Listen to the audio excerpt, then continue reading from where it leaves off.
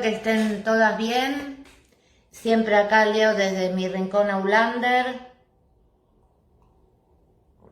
con mi taza que me traje de allá de Escocia, con la libélula y los escudos del taller y de Gabs.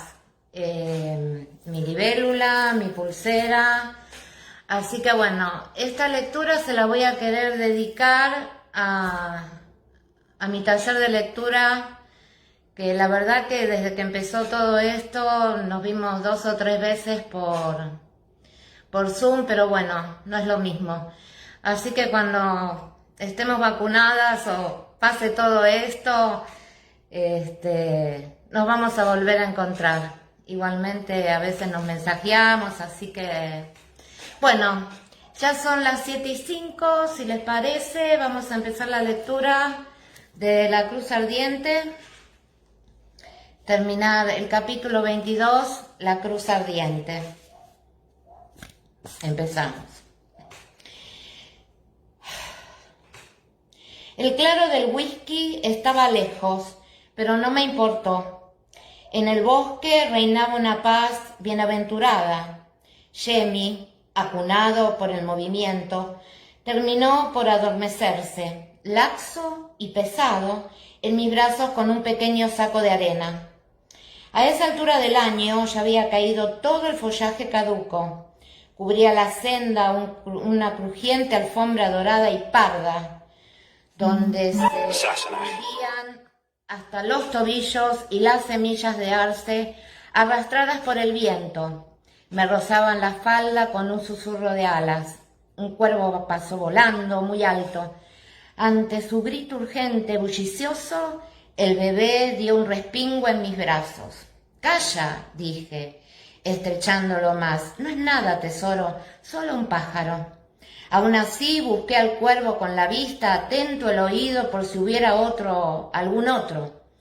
Esas aves presagiaban cosas poco corrientes, según la superstición de las montañas escocesas.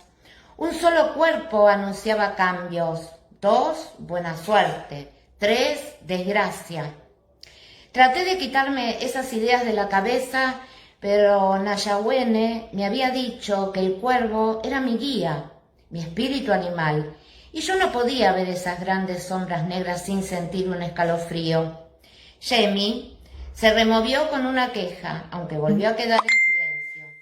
Yo continué la marcha, dándole palmaditas mientras ascendía a paso lento por la montaña.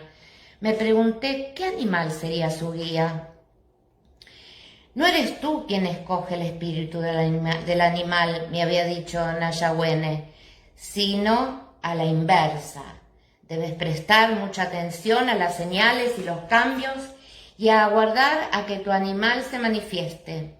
El de Ian era el lobo, el de Jamie el oso. Al menos eso me había dicho la Tuscarora».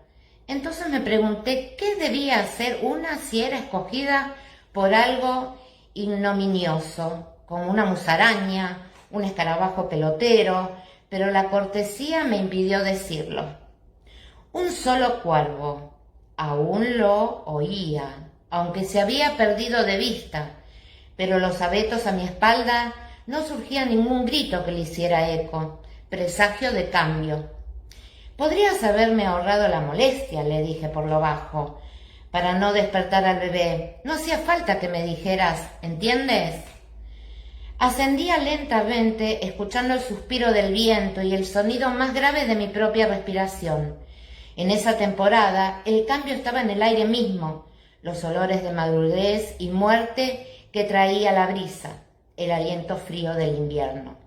Aún así, los ritmos de la tierra, en su giro, traían cambios previsibles, ordenados en el cuerpo y la mente, recibían con conocimiento y, por lo general, en paz.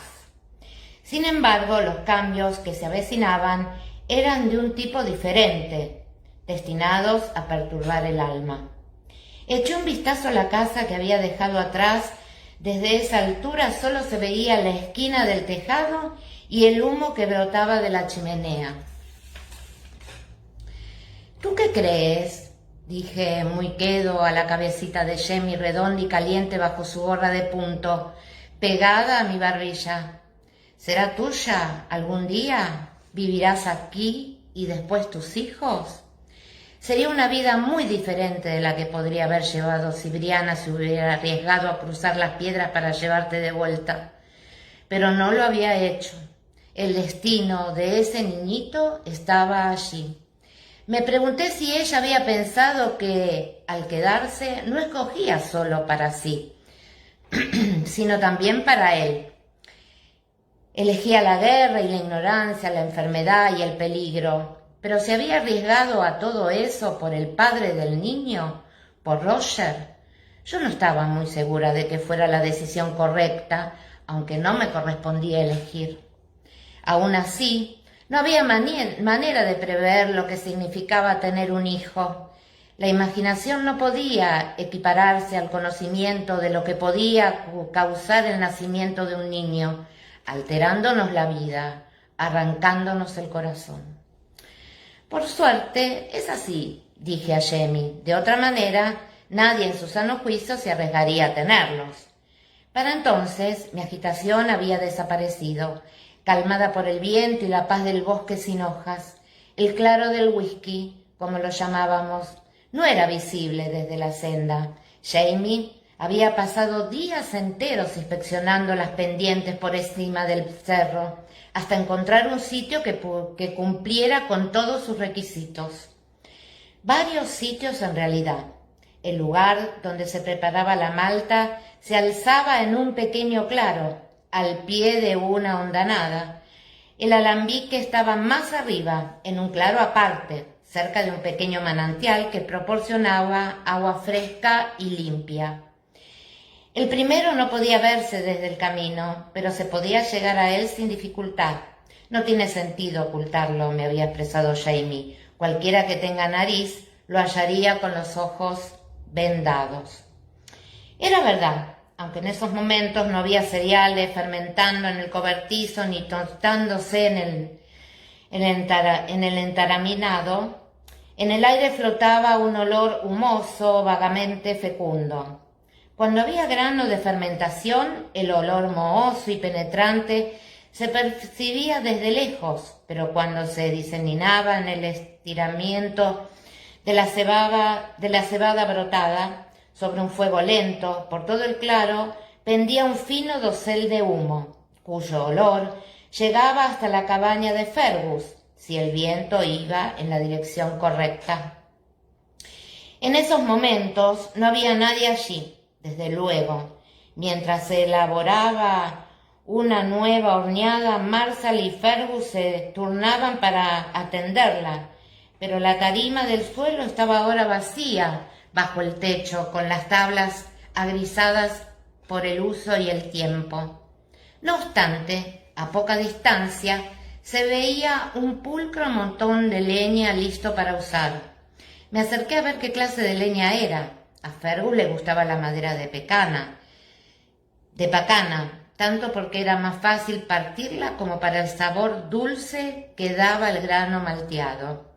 Jamie, intensamente tradicional en lo referente al whisky, solo empleaba roble. Toqué un trozo de la madera partida, peta ancha, madera liviana, corteza fina, sonreí.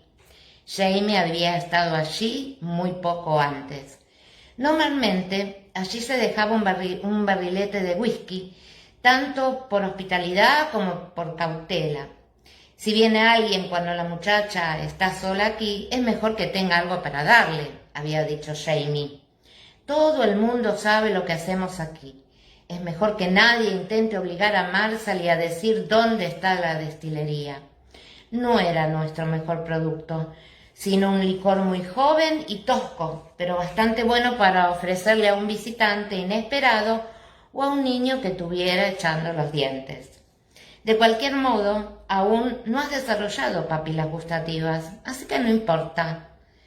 Le murmuré a Jamie, que chasqueó los labios entre sueños, arrugando la carita con un gesto ceñudo.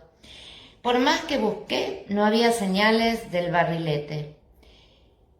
ni en el sitio de costumbre tras los sacos de cebada, ni entre el montón de leña. Quizás se lo había llevado para rellenarlo. También era posible que lo hubieran robado. Aún así, no se había perdido gran cosa. Caminé hacia el norte dejando atrás el claro de la Malta. 10 pasos más allá giré hacia la derecha. Allí afloraba la roca de la montaña en un sólido bloque de granito que se proyectaba hacia lo alto entre matas y arbustos. Solo que en realidad no era sólido. Eran los bosques de piedra, recostadas la una contra la otra, con la abertura de abajo disimulada por matas de acebo. Cubriendo la cara a Jamie con mi chal para protegerlo de las hojas afiladas, me agaché para escurrirme con cuidado por la hendidura. La faz de piedra descendía al otro lado entre grandes cantos rodados.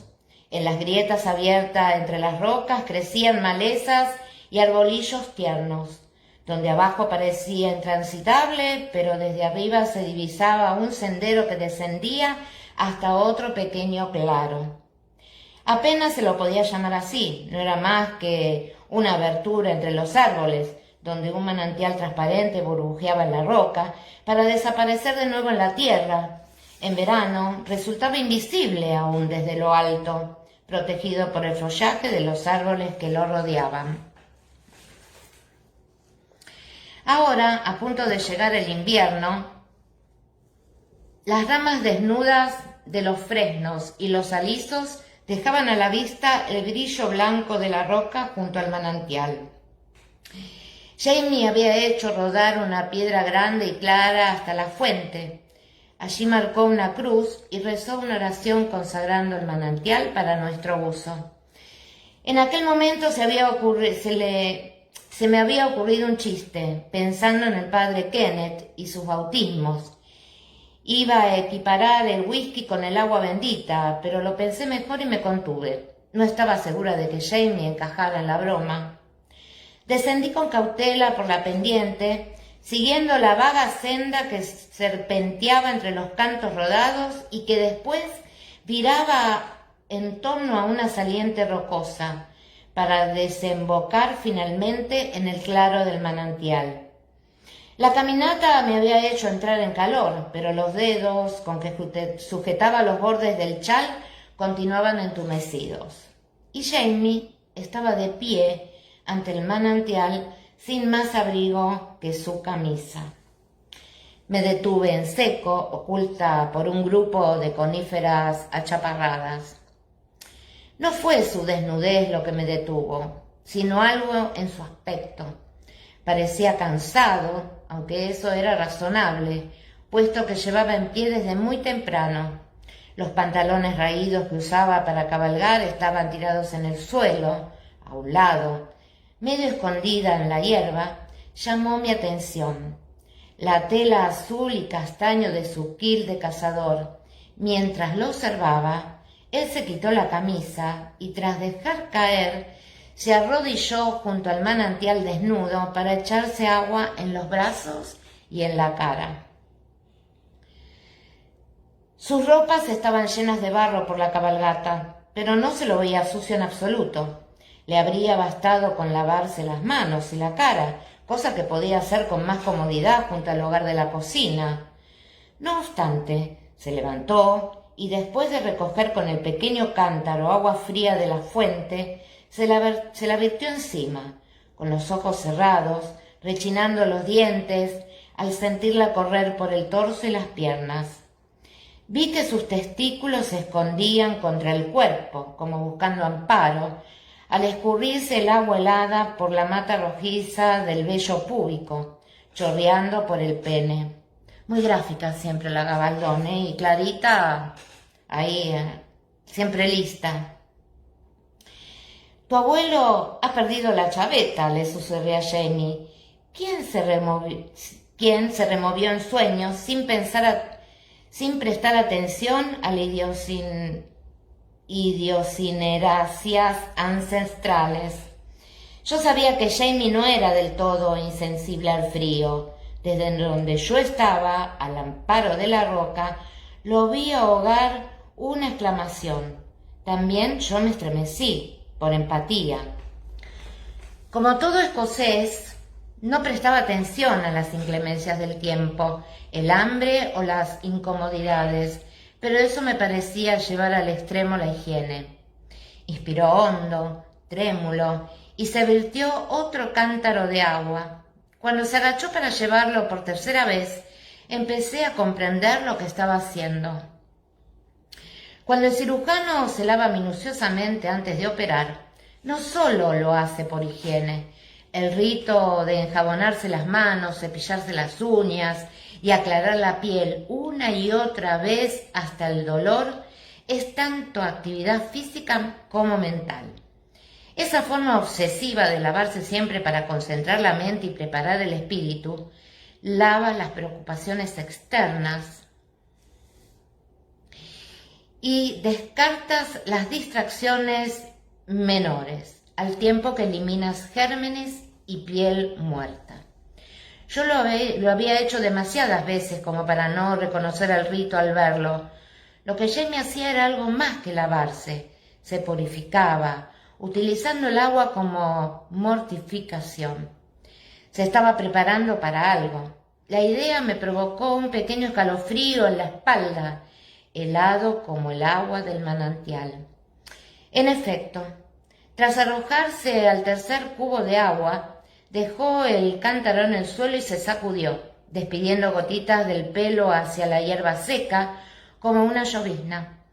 Aunque todavía estaba mojado, volvió a ponerse la camisa y se quedó muy quieto, mirando hacia donde el sol ya descendía entre las montañas. La luz pasaba a torrentes entre los árboles sin hojas, tan brillante que, desde donde yo estaba, solo podía ver su silueta con la camisa húmeda atravesada por la luz. Por dentro, como una sombra, la oscuridad de su cuerpo. Se hallaba erguido, con la cabeza en alto y los hombros cuadrados, alerta. ¿Alerta a qué? Tratando de calmar mi propia respiración, estreché suavemente la cabecita del bebé contra mi hombro para impedir que despertara. Yo también escuché. Me llegó el sonido de los bosques, un suspiro constante de agujas y ramas. El viento era leve, permitía oír el agua del manantial, un susurro apagado contra raíces y piedras. Oía también con bastante claridad el latir de mi corazón y la respiración de Jamie contra mi cuello. De pronto sentí miedo, como si los ruidos fueran demasiado audibles, como si pudieran llamar la atención de algo peligroso. Permanecí petrificada, sin moverme en absoluto, tratando de no respirar, de convertirme en parte del bosque, como un conejo debajo de su hamaca. El pulso del niño palpitaba, azul, una vena tierna en la sien. Incliné la cabeza hacia él para ocultarla. Jamie dijo algo en gaélico, sonó a desafío, o tal vez a saludo. Las palabras me resultaron vagamente familiares, pero allí no había nadie, el claro estaba desierto. De pronto el aire pareció más frío, pensé que alguna nube estaría cruzando delante del sol, aunque al levantar la vista no vi ninguna. El cielo estaba despejado. Jamie se volvió de pronto en mis brazos, sobresaltado. Lo estreché con más fuerza, tratando de que no hiciera ningún ruido. Luego el aire se agitó, desapareció el frío y pasó mi aprehensión. Jamie seguía quieto, por fin aflojó los hombros, se movió apenas y el sol poniente encendió su camisa en un nimbo de oro, atrapado en su pelo como una repentina llamarada. De repente sacó el puñal de su funda y sin vacilar se pasó el filo por los dedos de la mano derecha. Me mordí los labios al ver la fina línea oscura que le cruzaba la yema de los dedos. Aguardó un momento dejando que la sangre manara. Luego sacudió la mano como un brusco movimiento de muñeca, arrojando gotitas de sangre a la roca que marcaba la fuente del manantial. Tras dejar el puñal bajo la piedra, se persignó con los dedos ensangrentados. Luego se arrodilló con mucha lentitud, inclinando la cabeza sobre las manos cruzadas. Yo le había visto rezar más de una vez, por supuesto, pero siempre en público, o al menos siendo él consciente de mi presencia. Esta vez se creía solo. Verlo así, arrodillado, manchado de sangre y con el alma entregada, me dio la sensación de estar espiando un acto más privado que cualquiera otra intimidad del cuerpo. Había querido moverme, hablar, pero interrumpirlo pareció una especie de sacrilegio. Guardé silencio, aunque ya no era una simple espectadora. Mi propia mente, sin querer, fue hacia la oración. Oh, Señor, las palabras se formaron por sí solas en mi cabeza, sin pensamiento consciente. Te encomiendo el alma de tu servidor James. Ayúdalo, por favor. Y me pregunté, vagamente, ¿ayudarlo a qué? En ese momento él se persignó y se puso de pie. El tiempo reanudó su marcha, sin que yo me hubiera percatado de que se había detenido. Me encontré descendiendo la colina hacia él, rozando la hierba con mi falda, sin conciencia de haber dado el primer paso. Jamie venía hacia mí. No pareció sorprenderse, pero al vernos se le iluminó la cara. Mocherdi, disculpen por el gaélico, dijo en voz queda, sonriente, y se inclinó para besarme. La barba crecida era áspera y su piel aún estaba helada, fresca de agua. Sería mejor que te pusieras los pantalones, le dije, vas a congelarte. Sí, se llama Antatu Anshil Ruanid. Para mi sorpresa, Jamie estaba despierto y babeando, grandes y azules los ojos de esa cara de pétalo de rosa. Todo mal humor había desaparecido sin dejar huellas. Se movió estirando los brazos hacia Jamie, que lo cogió suavemente para acunarlo contra su hombro y le bajó la gorra de lana sobre las orejas. Le va a salir un diente, le informé. Como estaba algo molesto, se me ocurrió que un poco de whisky en las encías, pero en casa no había. Así, creo que podemos solucionarlo. Tengo un poco en la petaca. Llevó al bebé hacia el sitio donde había dejado su ropa y ahí se agachó para rebuscar con una sola mano hasta encontrar la mellada petaca de peltre que llevaba en el cinturón. Luego se sentó en una piedra con Jamie en equilibrio sobre su rodilla y me alargó el frasco para que se lo abriera. He ido al cobertizo, comenté, retirando el corcho con ruido sordo, pero el barrilete había desaparecido. Sí, lo tiene Fergus. Deja, lo haré yo. Tengo las manos limpias. Y extendió el índice de la mano izquierda para que yo dejara gotear un poco de licor encima. ¿Qué hace Fergus con él?, pregunté, instalándome a su lado en la roca. Guardarlo, respondió sin más información. Metió el dedo en la boca de Jamie y frotó con suavidad la encía hinchada. Sí, aquí está.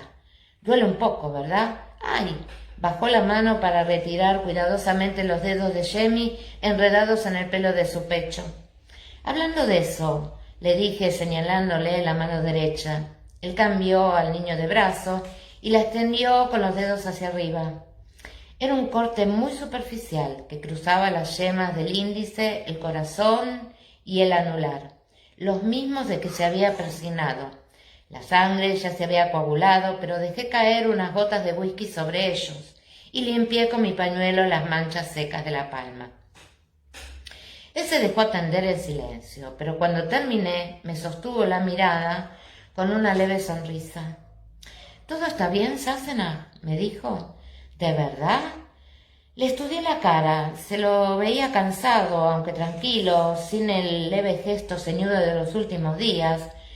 Fuera lo que fuese lo que iba a hacer, ya había comenzado. «¿Me has visto?», preguntó en voz baja, analizando a su vez mi rostro. «Sí, tiene que ver con la cruz del patio, ¿verdad?». «Bueno, supongo que sí». «¿Para qué es?», le pregunté sin rodeos. Él frunció los labios mientras flotaba suavemente la encía dolorida de Jamie. Por fin dijo: «Nunca has visto a Dougal Mackenzie convocar al clan, ¿verdad?». Eso me sobresaltó, pero respondí con cautela: «No». Una vez vi a Colum hacerlo en el juramento de Lioj. Eso me sobresaltó, pero respondí con cautela. No. Una vez vi a Colum hacerlo en el juramento de Lioj. Él asintió con el recuerdo de aquella lejana noche de antorchas reflejado en los ojos. Sí, dijo por lo bajo, Colum era el jefe de los hombres. Era el jefe y los hombres acudían a su convocatoria, pero quien los conducía a la guerra era Dougal. Hizo una pausa para ordenar sus pensamientos. De vez en cuando se producía algún asalto, aunque la mayoría de las veces solo se trataba de un capricho de Dougal o de Rupert, un impulso provocado por la bebida o el aburrimiento. Mandaban a una pequeña banda a por ganados cereales, más bien por divertirse, pero reunir a todo un clan para la guerra, eso era más raro. Algo que solo vi una vez, pero que no se puede olvidar. Una mañana, al despertar, la cruz de pino estaba allí. La vio cuando cruzó el patio del castillo. Los habitantes de Lioj ya se habían levantado y se ocupaban en las tareas habituales. Mas nadie miraba la cruz, ni hacía referencia alguna a ella. Aún así, ocultas corrientes de excitación recorrían el castillo. Aquí y allá los hombres formaban grupos y hablaban por lo bajo. Pero cuando él se unía a un grupo, la conversación se desviaba de inmediato a un tema insustancial. Yo era el sobrino de Colum, sí, pero también un recién llegado, y ellos conocían a mi padre y a mi abuelo. El abuelo paterno de Jamie había sido Simón Lord Lovat, jefe de los Frasers de Lovat, no muy amigo de los Mackenzie de Lioj. Algo se avecinaba, aunque yo no suponía que era. Cada vez que cruzaba una mirada con alguien se me ponían los pelos de punta. Por fin llegó al establo, donde se encontró al viejo Alec, jefe de caballerizas de Colum. El anciano era bondadoso con Jamie, por él mismo y por cariño hacia su madre, Ellen Mackenzie. Es la cruz ardiente, muchacho, le contó a Jamie mientras le arrojaba un cepillo y señalaba los establos con la cabeza. ¿No la habías visto nunca? Le explicó que era algo antiguo, una costumbre que se había instaurado hacía cientos de años, sin que nadie supiera quién la había iniciado, dónde y por qué. Cuando un jefe de las Highlands convoca a sus hombres para la guerra, le había contado el viejo, deslizando diestramente la mano deformada por un crin enmarañada, hace levantar la cruz y le prende fuego. Se apaga de inmediato, ¿sabes? Con sangre o con agua, pero aún así se llama cruz ardiente y es conducida por las cañadas y las montañas como la señal para que los hombres del clan cojan sus armas y acudan al sitio de reunión, dispuestos para el combate. Sí, Jamie había sentido que el entusiasmo le ahuecaba el vientre. ¿Y contra quién vamos a pelear? ¿Cuándo partiremos? El anciano había arrugado las cejas encanecidas en divertida aprobación de ese tácito nosotros. Irás a donde tu jefe te conduzca, muchacho, pero esta noche iremos a luchar contra los Grant. Y así fue, me dijo Jamie, aunque era noche. Cuando se hizo la oscuridad, Dougal prendió fuego a la cruz y convocó al clan. Luego apagó la madera con sangre de oveja. 2 jinetes abandonaron el patio con la cruz ardiente para llevarla por las montañas. 4 días después había en ese patio 300 hombres armados con espadas, pistolas y puñales. Y al amanecer del 5.º día partimos a la guerra contra los Grant. Aún tenía el dedo en la boca del bebé, distantes los ojos recordaba. Esa fue la primera vez que utilicé mi espada contra otro hombre, dijo. Lo recuerdo bien. No me extraña, murmuré. Jamie empezaba a moverse y a alborotarse otra vez. Me lo puse nuevamente en el regazo para ver si había mojado los pañales, y en efecto, así era. Por suerte había llevado otro metido bajo el cinturón por precaución. Lo tumbé sobre mis rodillas para cambiarlo. Así que esa cruz del patio, dije delicadamente sin apartar la vista de mi tarea, tiene que ver con la milicia, ¿no? Jamie suspiró. Las sombras del recuerdo se movían detrás de sus ojos. Sí, dijo. En otros tiempos yo podría haber hecho un simple llamamiento, y los hombres habían acudido a él sin dudarlo, porque me pertenecían, hombres de mi sangre, hombres de mi tierra. Sus ojos nublados miraban por encima de la ladera que se elevaba ante nosotros. Me pareció que no veía las cumbres boscosas de Carolina, sino las montañas erosionadas y las tierras rocosas de Lallybrook. Apoyé mi mano libre en la suya. Su piel estaba fría, aunque percibía su calor debajo como fiebre en ascenso. Acudían por ti, pero tú fuiste por ellos, Jamie. En Culloden fuiste por ellos.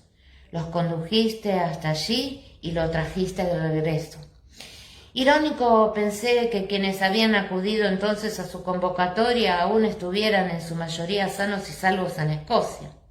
En las Highlands no había sitio que no hubiera sido afectado por la guerra, pero Lallybrook y su gente se hallaban prácticamente intactos gracias a Jamie. Sí, así es. Se volvió para mirarme con una sonrisa melancólica. Durante un instante su mano se tensó bajo la mía, luego se relajó. Entre sus cejas volvió a dibujarse la arruga. Señaló con una mano las montañas que nos rodeaban. Pero estos hombres, entre ellos y yo, no hay deuda de sangre. No son Fraser. Para ellos no soy su señor, ni su jefe por nacimiento.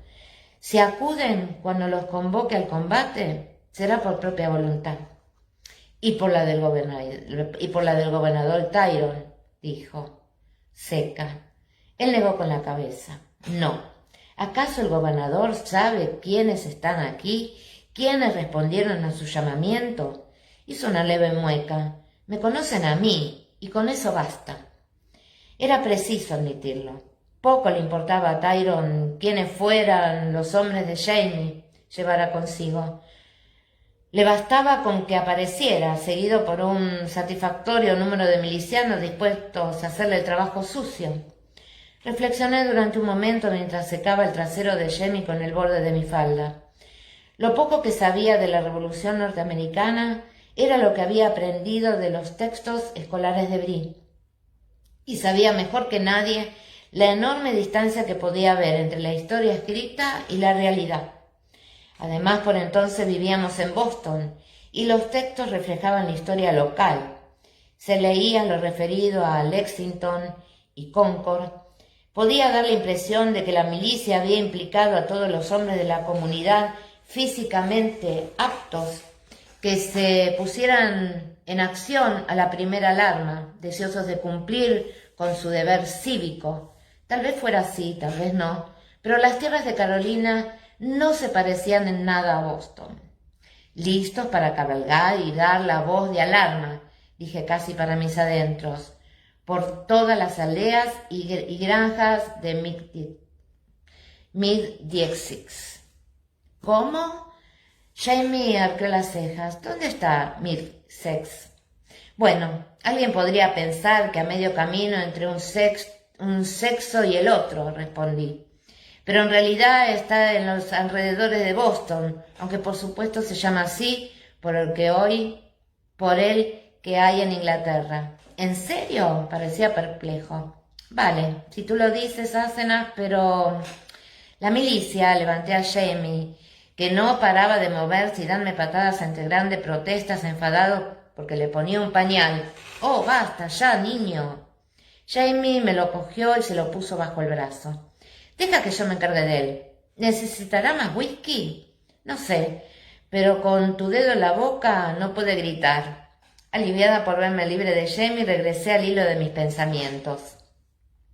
Ahora, hace más de 100 años que Boston está poblada, observé. Tiene aldeas y granjas, y las granjas no están tan lejos de las aldeas. Sus habitantes viven allí, desde hace mucho tiempo. Todo el mundo se conoce.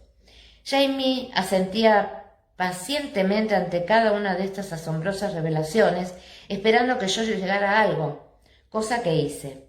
Así que cuando alguien convoca allí a una milicia, y de pronto comprendí que él había estado tratando de explicarme lo mismo desde un principio, la gente acude porque todos están habituados a luchar juntos en defensa de sus poblaciones y porque nadie querría quedar como cobarde ante sus vecinos. Aquí, en cambio, me mordí los labios, contemplando las altas montañas que nos rodeaban. Eso es, asintió él, mientras veía aflorar la comprensión en mi cara. Aquí es diferente. Es cierto, 50 kilómetros a la redonda no había ningún asentamiento que mereciera el nombre de ciudad, salvo el de los luteranos alemanes de Salem. Por lo demás, solo viviendas dispersas, diseminadas. A veces algún lugar donde la familia se había extendido, hermanos o primos que construían casas a poca distancia, pequeños asentamientos y cabañas lejanas, algunas escondidas en las hondanadas, ocultas bajo los laureles, donde los residentes podían pasar meses y hasta años sin ver a nadie. El sol se había hundido tras la cuesta de las montañas, pero aún quedaba luz. Una breve pincelada de color que tenía de oro los árboles y las rocas, inundando los picos lejanos de azules y violáceos. En ese paisaje frío y brillante había gente, viviendas pobladas y cuerpos calientes que se movían, pero hasta donde alcanzaba la vista, nada se movía. Los pobladores de la montaña acudirían sin vacilar en auxilio de un vecino, pues en cualquier momento ellos podían necesitar la misma ayuda. Después de todo, no había nadie más a quien recurrir. Sin embargo, nunca habían luchado por un fin común. No tenían ningún interés compartido para defenderse y abandonar sus hogares y sus familias, dejándolos indefensos para servir un capricho de un remoto gobernador. Unos pocos podían sentirse obligados por una difusa idea del deber, otros irían por casualidad, por desasosiego o con la vaga esperanza de obtener alguna ganancia, pero la mayoría acudiría solo si los convocaba un hombre al que respetaban, en quien tuvieran confianza. Para ellos no soy un señor, ni su jefe por nacimiento, había dicho él. Tal vez no, pero aún así habían nacido para hacerlo. Si él quería, podía convertirse en jefe. ¿Por qué?, pregunté en voz baja. ¿Por qué vas a hacerlo? Las sombras que se elevaban en las rocas iban sofocando poco a poco la luz. ¿No te das cuenta? Se volvió hacia mí con una ceja enarcada. Tú me dijiste lo que sucedería en Culloden, y yo te creí, Sassenach. Por temible que me pareciera, si los hombres del Alibro regresaron a casa sanos y salvos, fue tanto por ti como por mí. Eso no era del todo cierto. Cualquiera que hubiese marchado a Naín en el ejército de las Highlands habían previsto el desastre que se avecinaba. Aún así, yo había ayudado en algo a que el Alibro estuviera preparado, no solo por la batalla, sino para sus consecuencias. El pequeño peso de culpa que sentía siempre al pensar en el lanzamiento se alivió un poco, calmándome el corazón. Pues quizás sí, pero ¿qué? Tú me has dicho lo que sucederá aquí, Sassenach. Brianna, Mackenzie y tú, los tres, rebelión y guerra, y esta vez la victoria. La victoria, sentí con torpeza, recordando lo que sabía de las guerras y el costo de la victoria. No obstante, siempre era mejor que la derrota. Pues bien, se inclinó para recoger su puñal y lo usó para señalar las montañas que nos rodeaban. He prestado mi juramento a la corona. Si falto a él en tiempos de guerra, soy un traidor. Mi tierra y mi vida están comprometidas. Los que me sigan compartirán mi destino. ¿No crees? Cierto. Ceñí los brazos al cuerpo y tragué saliva. Había querido tener a Jamie conmigo. Él se volvió para mirarme. Duros y brillantes los ojos. Pero me habéis dicho que esta vez la corona no se impondrá. Y si el rey es derrotado, ¿qué será de mi juramento? De mi juramento. Si lo respeto, ¿seré un traidor a la causa de los rebeldes? Vaya, exclamé débilmente. ¿Comprendes? En algún momento Tyrion y el rey perderán su poder sobre mí, pero no sé cuándo será. En algún momento los rebeldes detentarán el poder, pero no sé cuándo será. Y mientras tanto, inclinó hacia abajo la punta del puñal. Comprendo, sí. Bonita disyuntiva, comenté, sintiéndome algo debilitada ante el precario de nuestra situación. En ese momento cumplí las órdenes de Tyrion, era la única opción, pero más tarde, si Jaime seguía siendo hombre del gobernador durante los primeros estadios de la revolución, equivaldrá a declararse leal a la corona, y eso sería fatal a largo plazo. A corto, no obstante, romper con Tyrion, faltar a su juramento y apoyar a los rebeldes, le costaría las tierras y la vida. Se encogió de hombros al tiempo que torcía la boca con aire irónico y acomodaba a Jaime en su regazo. Bueno, no ha de ser la primera vez que camino entre dos fuegos, Asenach. Puede que salga algo chamuscado, pero frito, no creo. Dejó escapar un pequeño resoplido que podría ser risa. Lo llevo en mi sangre, ¿no? Logré reír un poco. Si estás pensando en tu abuelo, dije, admito que era hábil, pero al final falló, ¿verdad? Él inclinó la cabeza de lado a lado ambiguamente. Puede ser, sí, pero ¿no crees que quizás las cosas resultaron como él quería? El difunto Lord Lovat había sido célebre por el tortuoso de su mente, pero ya no lograba ver las ventajas de hacer lo que le cortaron la cabeza. Y así lo dije. Jaime sonrió, pese a lo grave de la discusión, pues quizás no planeó exactamente que lo decapitaran, pero aún así, ya viste lo que hizo. Mandó a Simon, el joven, a la batalla, mientras él se quedaba en casa. ¿Y cuál de los dos pagó el precio en Tower Hill? Asentí despacio. Comenzaba a comprender. Simon, el joven, quien en realidad tenía más o menos la edad de Jaime, no había padecido de sus propias carnes el haber torturado parte activa del alzamiento. No había sufrido la cárcel ni el exilio, como tanto de los jacobitas. Aunque perdió la mayoría de sus tierras, posteriormente recuperó parte de sus propiedades, gracias a repetidos y tenaces pleitos iniciados contra la corona. Simon el viejo podría haber culpado a su hijo, con lo que Simon el joven habría acabado en el patíbulo, pero no fue así. Bueno, supongo que hasta una vieja víbora como él vacilaría antes de poner bajo el hacha la cabeza de su propio hijo y heredarlo. Jaime asintió. ¿Dejarías que alguien le cortara la cabeza a Sassenach si tuviera que elegir entre tú y Brianna? Sí, respondí sin vacilar. Si bien me costaba admitir que Simon el viejo hubiera pensado en su familia, hasta las víboras debían de preocuparse por el bienestar de sus hijos. Jaime había abandonado el dedo ofrecido, a cambio roía con ganas la empuñadura del cuchillo de su abuelo. Jaime envolvió la boca con una mano para que el niño estuviera a salvo de ella, pero no hizo esfuerzo alguno por quitarle el puñal. Yo también, dijo, sonriendo levemente, aunque espero que no se presente el caso. No creo que ninguno de los dos ejércitos quiera decapitar a nadie, opiné. Desde luego, quedaban en pie otras opciones desagradables, pero Jaime lo sabía tan bien como yo. Sentí el súbito y apasionado impulso de incitarlo a arrojar todo por los aires, a alejarse de todo. Podía decir a Tyrion que se quedaba con sus tierras, a los arrendatarios que buscaban su propio camino, huyendo del cerro. La guerra era inminente, pero no tenía por qué tragarnos esta vez.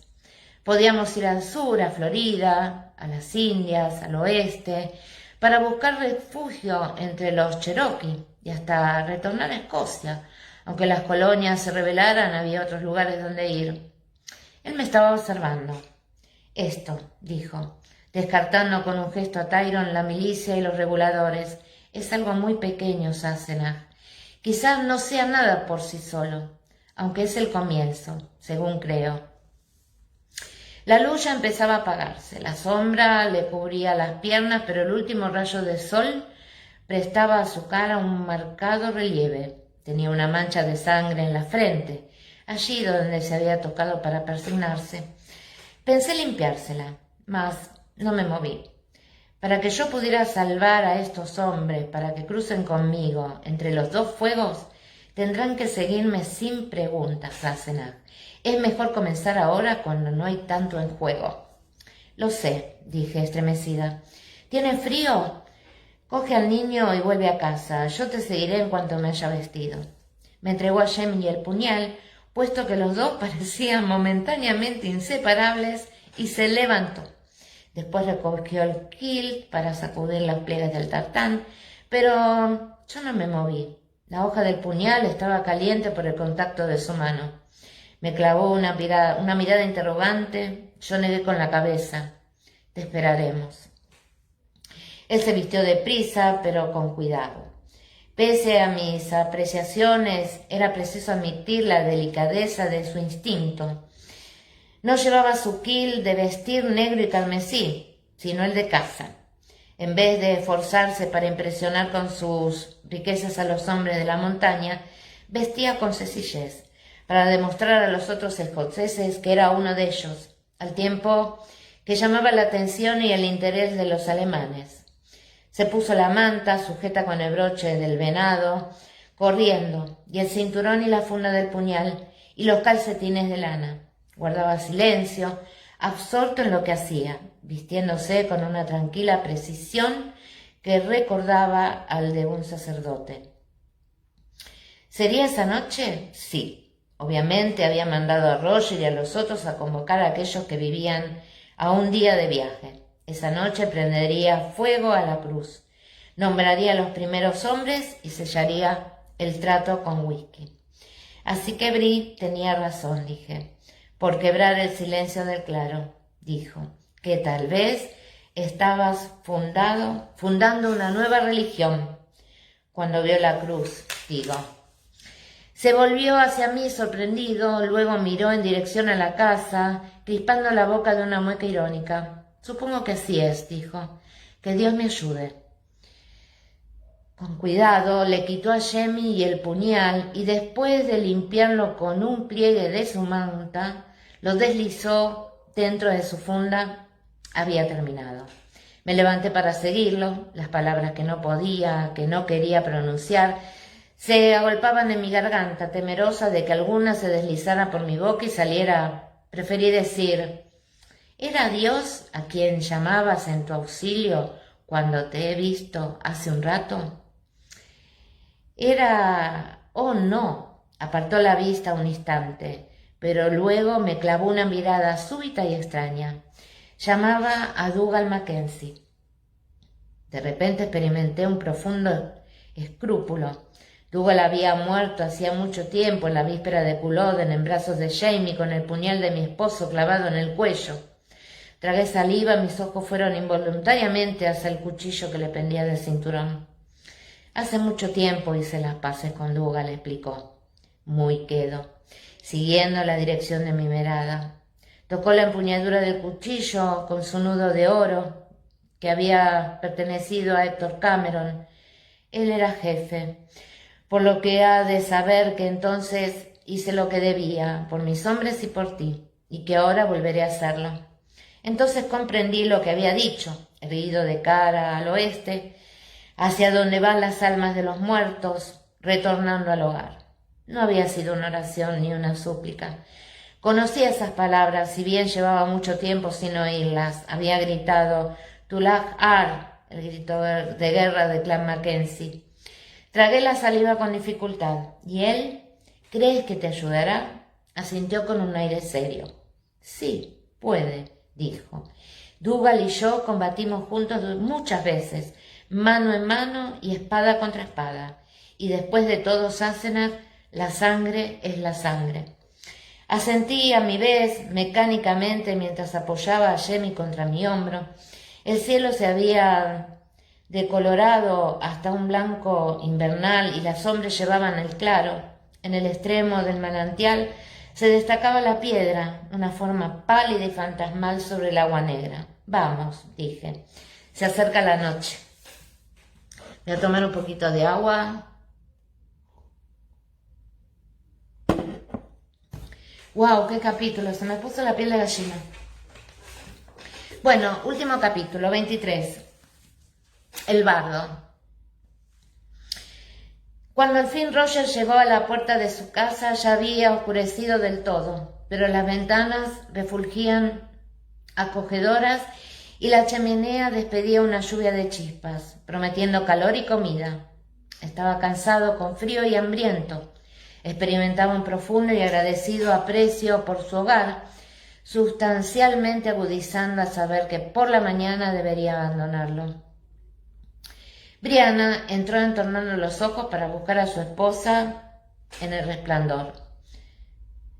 «Por fin, qué tarde llegas. ¿Dónde has estado?» Ella salió del pequeño cuarto del fondo con el bebé en la cadera y una pila de tartán apretada contra el pecho.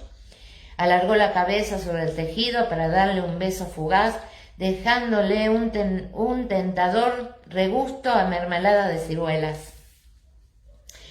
«He pasado las 10 últimas horas a caballo, subiendo y bajando por valles y colinas», dijo él, quitándole la tela de las manos para tirarla sobre la cama, en busca de una mítica familia holandesa.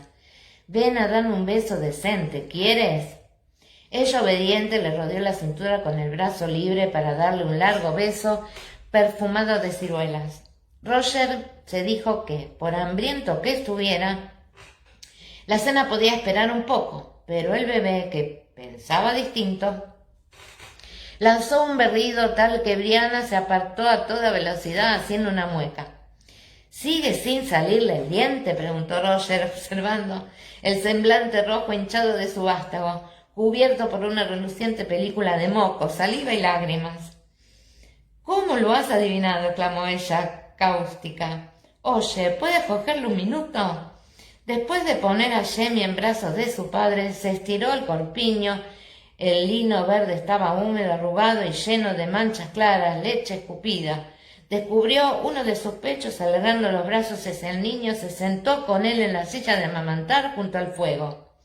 «Lleva así todo el día», le informó, negando con la cabeza. El bebé se retorcía y gimoteaba, golpeando con mano nerviosa el alimento que se le ofrecía. No quiere mamar más que unos pocos minutos y luego vuelve a vomitar. Llorisquea si lo levantas, pero barrea si lo sueltas. Se pasó una mano fatigada por el cabello. «Me siento como si hubiera pasado el día luchando con cocodrilos». Mala cosa. Roger se frotó la parte baja de la espalda tratando de hacerlo con disimulo. Luego señaló la cama con el mentón. «¿Para qué es ese tartán?»